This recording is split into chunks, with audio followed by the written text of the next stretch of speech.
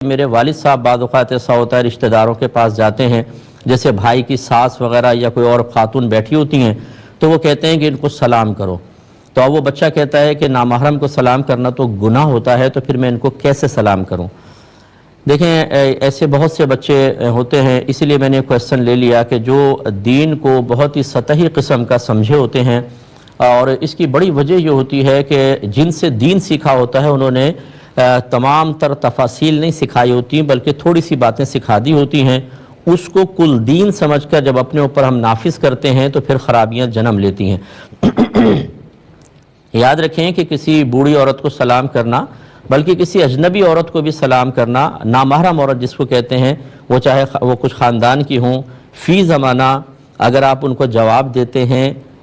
تو اس میں شرعاً کوئی حرج نہیں ہے۔ وجہ اس کی یہ ہے کہ اب لوگ دین سے بہت زیادہ دور ہو گئے ہیں۔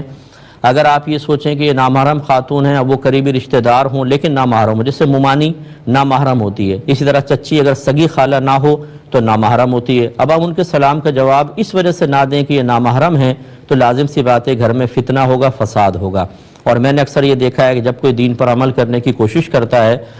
اور گھر والے دیندار نہ ہوں تو نہ صرف اس شخص کو برا کہتے ہیں بلکہ دین کو بھی برا کہنا شروع کر دیتے ہیں۔ ایسے موقع پر سلام کا جواب دینے میں کوئی حرج نہیں ہے، اس میں کوئی اتنی شریعت کی طرف سے سختی اور شدت نہیں ہے۔ ہمیں بھی کتنی بچیاں کتنی بہنیں کال کرتی ہیں اور ہم اس کا جواب دیتے ہیں کیونکہ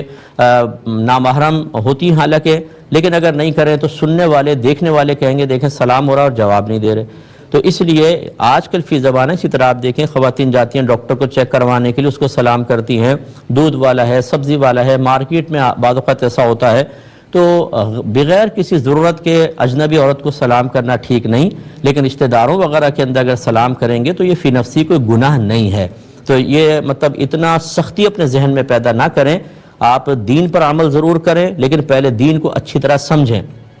کہ شریعت کس مقام پر ایسی سختی فرماتی ہے کہ رعایت کی کوئی گنجائش نہیں، اور کس مقام پر بہت گنجائش ہے وہاں سختی کرنا جائز نہیں۔ جب تک آپ یہ نہیں سیکھیں گے آپ دین کو صحیح طریقے سے لوگوں کے سامنے نہ پیش کر سکتے ہیں، نہ خود اپنے آپ کو گناہ سے بچا سکتے ہیں۔ اس کا خیال رکھیے۔ ایک مختصر